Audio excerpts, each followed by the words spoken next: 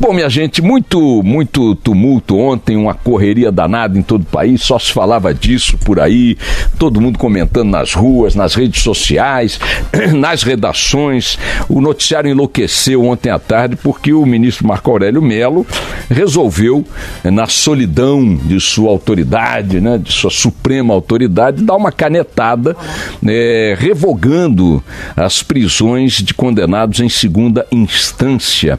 São cerca de 170 mil condenados pelos mais variados tipos de crimes em todo o país, que foram condenados em primeira instância e tiveram julgamento por plenos depois, por colegiados, e confirmadas, ampliadas, mantidas ou ampliadas, ou até reduzidas, mas mantidas as penas de prisão. 170 mil condenados pelos mais variados tipos de crime. Tem gente de todo tipo de crime: assassinato, estupro, sequestro, assalto a banco, homicídio, o diabo a quatro, como é que chama isso? Homicídio seguido, roubo seguido de morte, latrocínio, o cacete. Ele deu uma canetada solitária, monocrática, como se diz, e disse o seguinte: solta todo mundo.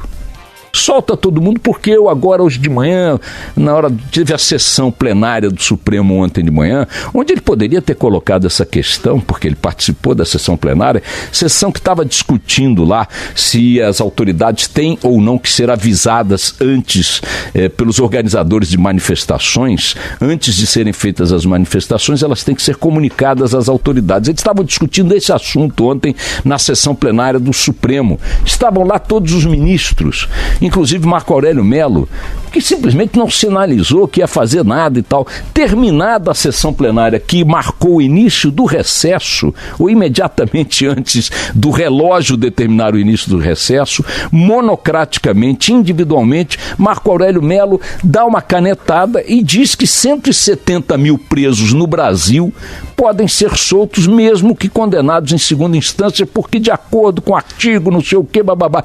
Quer se discutir constitucionalmente a coisa, ok. Ele está baseado num artigo da Constituição, ok. Há quem acha que o artigo deve se aplicar, quem acha que o artigo não deve se aplicar. Tem uma grande discussão para ser travada, e nenhum lugar melhor para travar uma discussão de natureza constitucional do que o tribunal que zela pela Constituição. Pois ali, tendo os colegas à sua volta pela manhã, numa sessão que começou às 9 da manhã, o senhor Marco Aurélio Mello, talvez o remédio ainda não tivesse feito efeito, ou já estivesse fazendo, ele simplesmente não disse nada. Não se pronunciou a respeito, e depois que os colegas dispersaram e o recesso estava de fato, ainda que não formalmente estabelecido, ele vai lá e dá uma canetada dessa natureza que o país todo passou a discutir a partir de um dos presos e não dos outros 169.999, porque também dentre esses presos está incluído na mesma condição de condenado em segunda instância cumprindo pena de prisão o ex-presidente Luiz Inácio Lula da Silva. Deixa eu colocar aqui algumas coisinhas só para a gente bater bumbo durante o dia, nas nossas conversas e tal, se é que faz sentido. Eu acho que dos 170 mil presos condenados em segunda instância, o que talvez no grupo que menos risco ofereça à segurança física dos cidadãos esteja o ex-presidente Lula. É pouco provável que Lula saia da cadeia e produza algum homicídio, uma fuga, reconecte com alguma organização criminosa, um PCC. Não é por aí. O impacto da libertação eventual de Lula se dá no campo político, né? No campo da percepção coletiva de impunidade, etc. Tem uma grande consequência nesse campo, nesse terreno, mas não no campo da segurança objetiva, ainda que concorde com o ministro Barroso, que diz que o corrupto, ele é um assassino como outro qualquer, exceto pelo fato de que ele não está olhando nos olhos da vítima, mas ele mata muita gente com a corrupção. Ok. De qualquer maneira, o país inteiro começou a discutir o trauma que isso produziria, olhando apenas para, ou principalmente, ou quase que exclusivamente, para a eventual libertação do Lula. Mas eu quero chamar a atenção para o ato doidivano do ministro Marco Aurélio Mello, olhando para os outros 169.999 beneficiados potenciais. Quem são essas figuras? O que sabe sobre elas o ministro Marco Aurélio Mello? Que avaliação ele fez do impacto disso na segurança das pessoas, das famílias? Às vésperas do Natal, Você bota essa corja toda na rua, sem saber o que é, quem é, porque não é, porque simplesmente durante a tarde, sozinho, deve ter dormido depois do almoço, acordou, teve um pesadelo, meteu a caneta.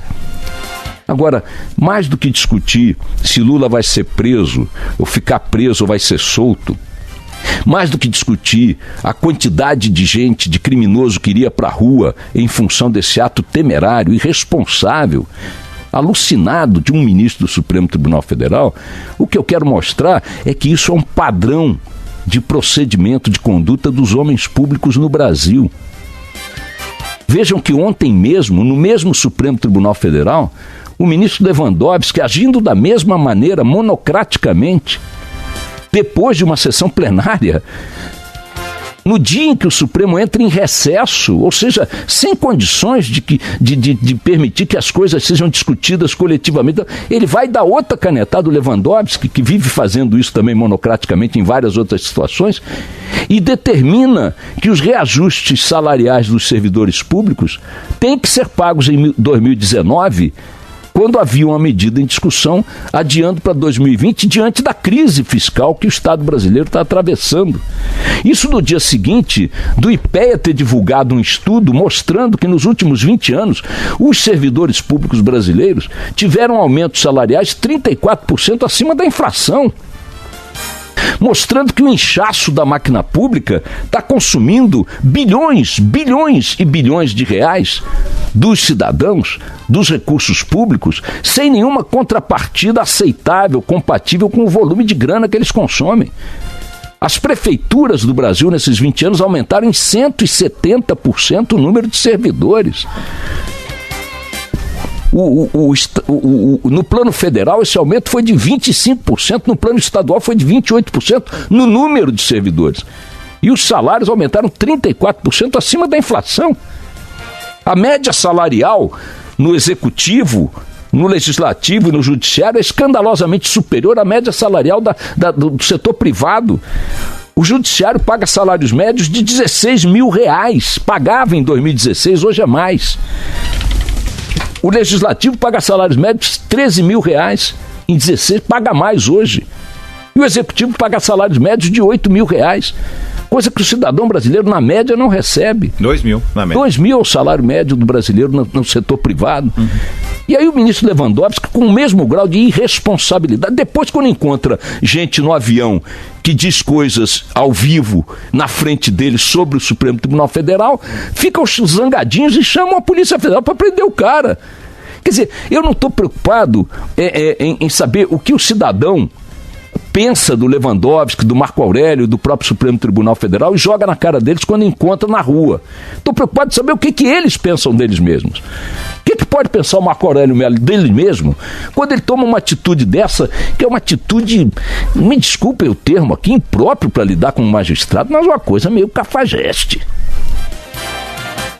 Na franja, sabe, no oportunismo. Pô, que isso? E o Lewandowski é a mesma coisa. Aí vocês dizem, bom, isso é o Supremo que está batendo cabeça, está talvez no pior período de sua mais que centenária história, mas não é não.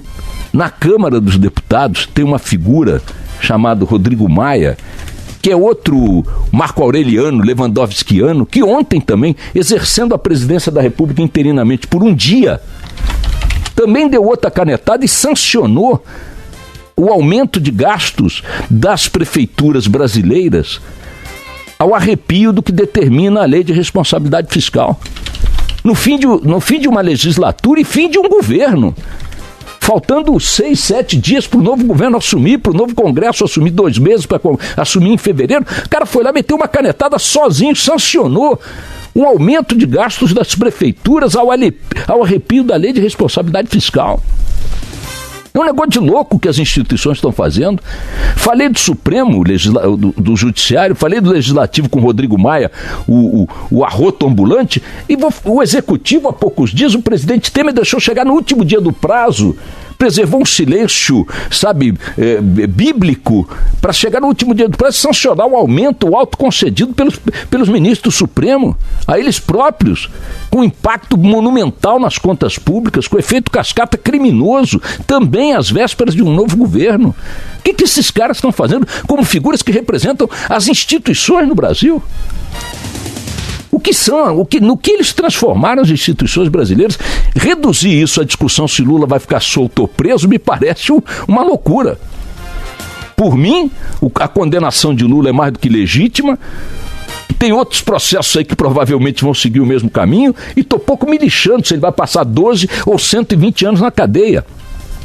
Lula, para mim, é um dos personagens entre 170 mil deste episódio de ontem que me deixa em pânico diante do que são as figuras que comandam as instituições no Brasil. E mais, se o ato de Marco Aurélio Mello fosse algo aceitável sob qualquer aspecto, inclusive jurídico, não teria sido revogado poucas horas depois pelo próprio presidente do tribunal. E detalhe, o presidente do tribunal nomeado por Lula, hein?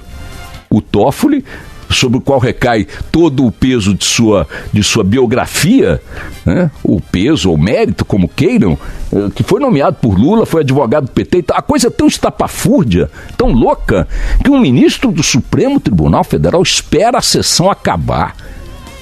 Vai para a penumbra das decisões monocráticas, já com o recesso de fato do judiciário colocado em prática, e dá uma canetada dessa gravidade, como é de alta gravidade a canetada que o Lewandowski deu, mandando, obrigando o Estado brasileiro a pagar reajustes para servidores ano que vem. Repito, servidores que tiveram reajustes 34% acima da inflação nos últimos 20 anos.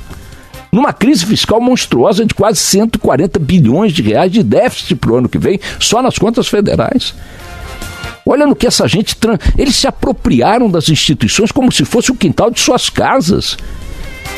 Esse é o problema. Se o Lula vai ficar solto ou preso, eu reconheço que tem um impacto no sentimento geral, na política e tal, mas não vejo isto com a mesma gravidade que vejo o conjunto da obra. No executivo, no legislativo e no judiciário. Nós estamos entregues a naus repletas de irresponsáveis, de insanos. Sei lá. Uenga, uenga, toca esse barco aí. Vamos lá. Uenga, uenga.